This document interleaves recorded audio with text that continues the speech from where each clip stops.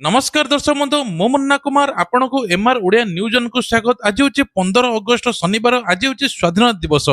तेणु आज रही 20टी गुरुत्वपूर्ण खबर देश विदेश आरंभ करी ओडिशार गुरुत्वपूर्ण खबर अच्छी भिडियोटी को शेष पर्यंत देखंतु।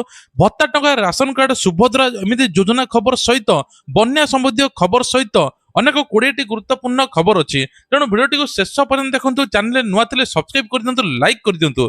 चलतु डेरी नक जानिबा आज टॉप 20 खबर कौन रही। प्रथम खबर, भारतर 80तम स्वाधीनता दिवस रे ऐतिहासिक लाल किलारू तिरंगा उत्तोलन करी देशवासी को संबोधित कले प्रधानमंत्री नरेंद्र मोदी। तांको भाषण रे भारतर विकास और आगामी भविष्य को लेकिन वार्ता देखा मिली। मोदी कहते भारत आज जो स्थान में पहुंची सेठारे अटकी रहिबो नाही। देश आहुरी द्रुत गति माड़ी चलिबो। सेमी कंडक्टर ठारू AI, data centre, digital technology, startup, नुआ उद्भावन एवं प्रत्येक क्षेत्र में भारत निजर क्षमता बढ़ाऊँच। या सहित युवशक्ति नुआ सुजोग सृष्टि कर भारत विकास बड़ भूमिका नेउछि। परवर्ती खबर, वीर जवान को बड़ सम्मान 78टी ग्यालेंट्री पुरस्कार को मंजूरी। 80तम स्वाधीनता दिवस पूर्व वीर जवान को बड़ घोषणा होईछि। राष्ट्रपति द्रौपदी मुर्मू 78टी ग्यालेंट्री पुरस्कार मंजूर करिसेंति। एथिरे 9टी कीर्ति चक्र, 19टी शौर्य चक्र, 36टी सेना पदक रही। एही सम्मान मध्यरु 13 जन होउचंती मरणोत्तर। परवर्ती खबर, बिना इंश्योरेंस रे गाड़ी चलाउथिले जानी रखंतु। ओडिशा रे अमानिया गाड़ी चालक पई आछि कड़ा नियम। गाड़ी रो वैध इंश्योरेंस, फिटनेस, पॉल्यूशन सर्टिफिकेट नथिले केवल फाइन नुहे, गाड़ी जबत हेबा सहित आरसी मध्ये रद्द हेबो। राज्यर टोल गेट दे जाउथबा गाड़ी रो कागज पत्र ई डिटेक्शन माध्यम रे जांच करा जिवो। कागज पत्र वैध नथिले ई चालान जारी हेबो। आ सबुठारु बड़ कथा होछि राज्य रे पंजीकृत 1 कोटी रु अधिक गाड़ी प्रायतः 65 लाख गाड़ी रो इंश्योरेंस नाही। सरकार कहते इंश्योरेंस नथिले एथर गाड़ी मध्ये जबत हेबो, आरसी मध्ये रद्द हेबो बोली कुआ जाउछि। तेणु ता पूर्व आपण मानक गाड़ी रे इंश्योरेंस कराई दियंतु। महिला मानक पई बड़ खुशी खबर, खूब जल्दी आସୁଛି सुभद्रा टंका। आउ मात्र अल्प दिन रहिला। तेबे कोटी कोटी महिला को मिलिबो बड़ उपहार। सुभद्रा टंकार चतुर्थ किस्ती आसिया पई जाउछि। जेउ मानकु किस्ती मिली नाही पूर्व किस्ती सेमानकु दुईटी किस्ती मिसी 10,000 टंका आसीबो।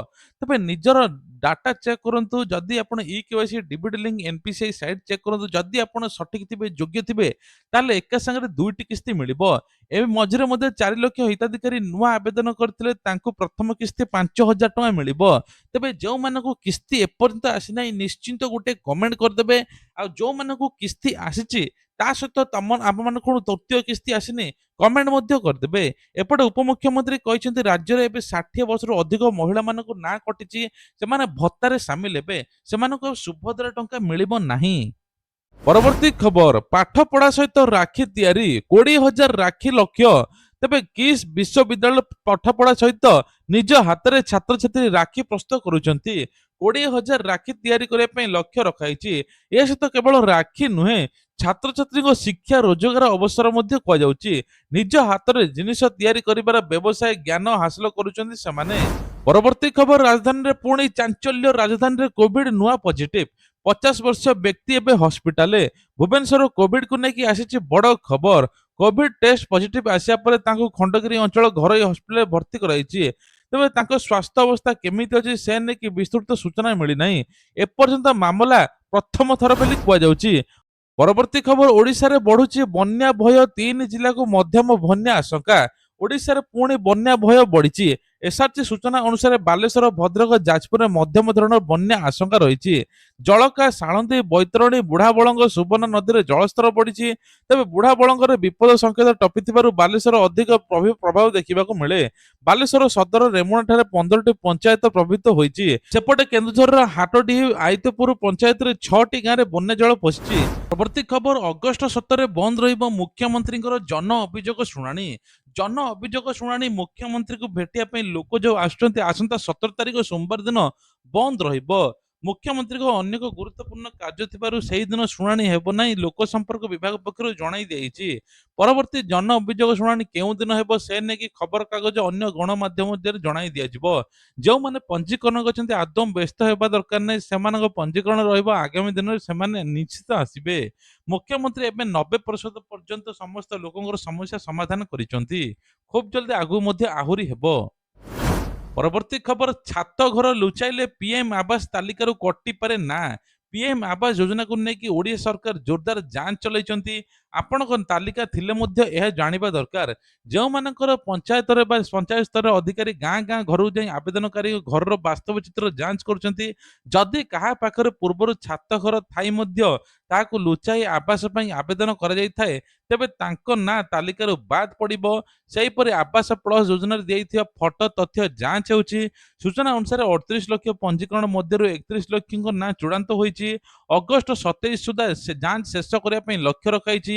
ପରେ ଗ୍ରାମସଭାର ନିଷ୍ପତ୍ତି ଆଧାରରେ ଯୋଗ୍ୟ ହିତାଧିକାରୀଙ୍କୁ ଚୂଡ଼ାନ୍ତ ତାଲିକା ମିଳିବ। ଘର ପାଇଁ କି ଏବେ ଟଙ୍କା ମଧ୍ୟ ଆସୁଛି। ପରବର୍ତ୍ତୀ ଖବର ଫ୍ୟାକ୍ସ ଲ୍ୟାମ୍ପସ ଅଧିକାରୀଙ୍କ ପାଇଁ ନୂଆ ପଦକ୍ଷେପ 5422 ଜଣ ନେବେ ଆଇଟି ଟ୍ରେନିଂ। କେବଳ କାଗଜପତ୍ର ନୁହେଁ ଡିଜିଟାଲ କାମରେ ମଧ୍ୟ ଦକ୍ଷ ଫ୍ୟାକ୍ସ ଲ୍ୟାମ୍ପସ ଅଧିକାରୀ। ଓଡ଼ିଶାରେ ଆରମ୍ଭ ହୋଇଛି ଆଇଟି ଦକ୍ଷତା ପ୍ରଶିକ୍ଷଣ କାର୍ଯ୍ୟକ୍ରମ। ଓଏସିଆଇଟି ମାଧ୍ୟମରେ ରାଜ୍ୟରେ 2711 ଜଣ ଫ୍ୟାକ୍ସ ଲ୍ୟାମ୍ପ 5422 ଜଣଙ୍କୁ ଅଧିକାରୀଙ୍କୁ ପ୍ରଶିକ୍ଷଣ ଦିଆଯିବ।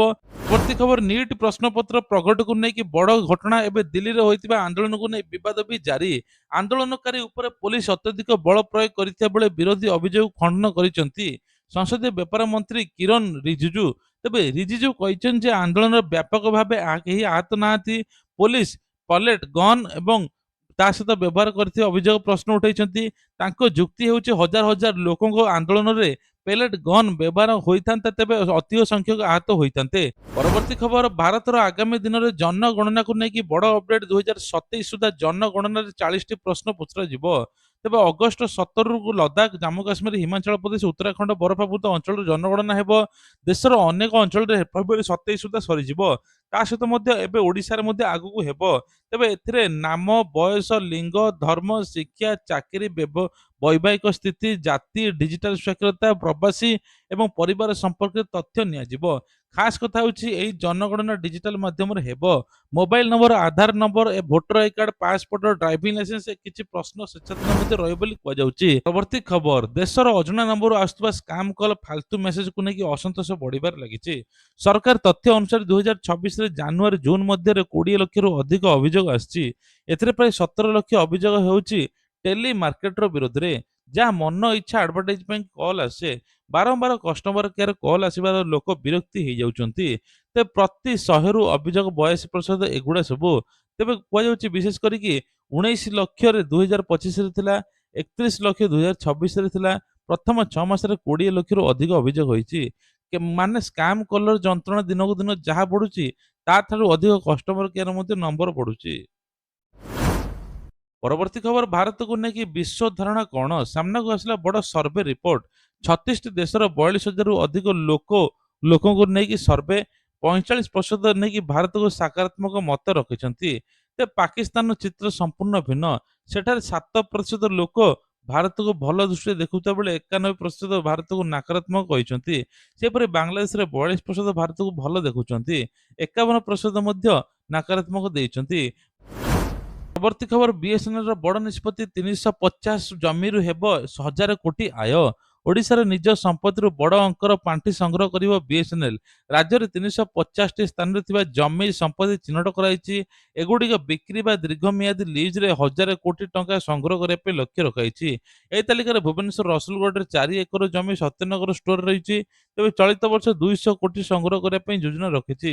ସେପରି 200ଟି ସ୍ଥାନରେ ଇଭି ଚାର୍ଜିଂ ଷ୍ଟେସନ ଜମି ଦେବା ଉପରେ ବିଚାର ଚାଲିଛି, ଯାହାଫଳରେ ଗାଡ଼ି ଆଉ ସ୍ୱତନ୍ତ୍ର ବନ୍ଦ ହେବ ନାହିଁ।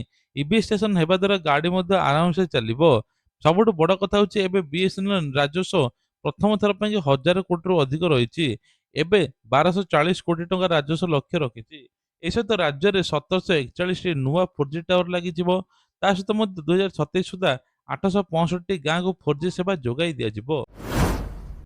ପରବର୍ତ୍ତୀ ଖବର ଶିଳ୍ପ ପ୍ରକଳ୍ପକୁ ନେଇକି ସରକାରଙ୍କର ବଡ଼ ପଦକ୍ଷେପ। ଓଡ଼ିଶା ସରକାର ଶିଳ୍ପ ପ୍ରକଳ୍ପ କାମକୁ ଆହୁରି ତ୍ୱରାନ୍ୱିତ କରିବା ପାଇଁ ବଡ଼ ଗୁରୁତ୍ୱପୂର୍ଣ୍ଣ ନେଇଛନ୍ତି। ବୈଠକରେ ଶିଳ୍ପ ଏବଂ ରାଜପଥ ପ୍ରକଳ୍ପର ଅଗ୍ରଗତି, ଜମି ଅଧିଗ୍ରହଣ, ବିଦ୍ୟୁତ, ରାସ୍ତା, ଜଳ ଯୋଗାଣ ଭଳି ସମସ୍ୟା ଉପରେ ଆଲୋଚନା ହୋଇଛି। ଯାହାଫଳରେ କୌଣସି ପ୍ରକାର ଏମିତି ଅସୁବିଧା ହେବ ନାହିଁ। ବିଶେଷ କରି ଅନୁଗୁଳ, ଭଦ୍ରକ, କଟକ, ଯାଜପୁର, ଜଗତସିଂହପୁର, ଗଞ୍ଜାମ ସମେତ ଜିଲ୍ଲାପାଳମାନେ ବୈଠକରେ ମଧ୍ୟ ଯୋଗ ଦେଇଥିଲେ। ସମସ୍ତଙ୍କୁ ଏ ବିଷୟରେ ମଧ୍ୟ ଆଲୋଚନା ହୋଇଛି।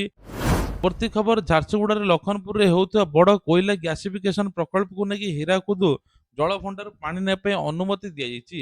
କୋଲ ଇଣ୍ଡିଆ ଭେଲର ଯୌଥ ଉଦ୍ୟୋଗକୁ ପିସିଜିଏଲସି କୁ ଏବେ 14 କ୍ୟୁସେକ୍ ଜଳ ଆବଣ୍ଟନ କରାଯାଇଛି।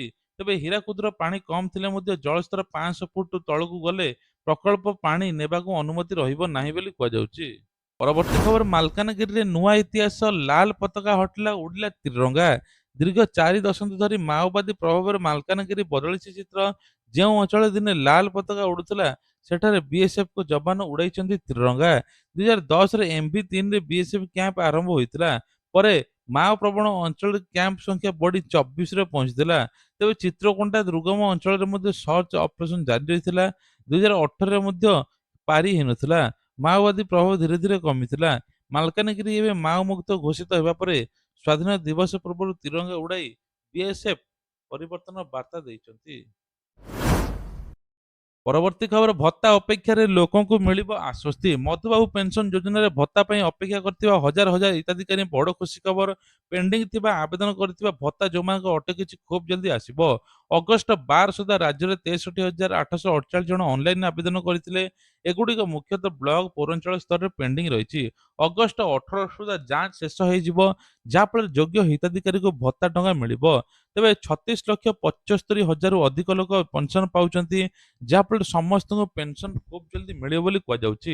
80 ବର୍ଷର ଉର୍ଦ୍ଧ୍ୱ ହିତାଧିକାରୀଙ୍କୁ 3,500, 60ରୁ 79 ବୟସର ଲୋକଙ୍କୁ 1,000 ଟଙ୍କା। ପରବର୍ତ୍ତୀ ଖବର ଆସୁଛି ବଡ଼ ବର୍ଷା, ଏ ନେଇକି ସାବଧାନ ରୁହନ୍ତୁ। ଓଡ଼ିଶାକୁ ଆଇଏମ୍ଡିର ପୁଣି ବଡ଼ ଅପଡେଟ୍। ଭାରତୀୟ ପାଣିପାଗ ବିଭାଗର ସଦ୍ୟତମ ରିପୋର୍ଟ ଅନୁସାରେ ଝାଡ଼ଖଣ୍ଡ ଗାଙ୍ଗେୟ ପଶ୍ଚିମ ଉପରେ ଅବପାତ ହେଉଛି, ଯାହାଫଳରେ ପ୍ରତିଟି ରାଜ୍ୟରେ ମଧ୍ୟ ବର୍ଷା ହେବ। ଓଡ଼ିଶାରେ ମଧ୍ୟ ବର୍ଷା ଜାରି ରହିବ ବୋଲି କୁହାଯାଉଛି। ଅଗଷ୍ଟ 15ରୁ 18 ତାରିଖ ପର୍ଯ୍ୟନ୍ତ ଓଡ଼ିଶାରେ ପ୍ରବଳ ବର୍ଷା ହେବ।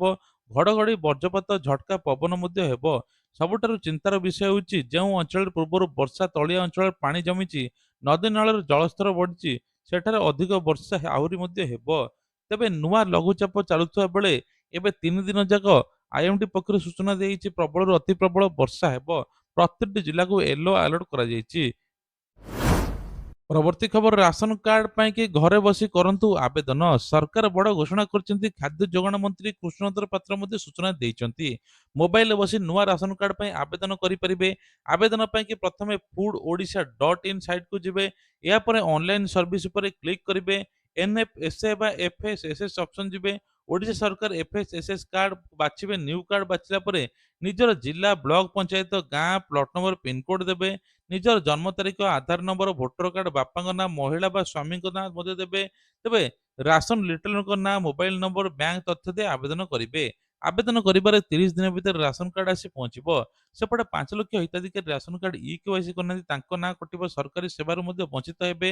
ସେପଟେ କୁହାଯାଇଛି ଯେ ଖୁବ୍ ଜଲ୍ଦି ଯେଉଁମାନେ ରାସନ କାର୍ଡରେ ଆର୍ଥିକ ସ୍ୱଚ୍ଛଳ ନାହାନ୍ତି, ଇନକମ୍ ଜିରୋ, ତାଙ୍କୁ 1,000 ଟଙ୍କା ସହାୟତା ମିଳିବ କେନ୍ଦ୍ର ସରକାର ତରଫରୁ।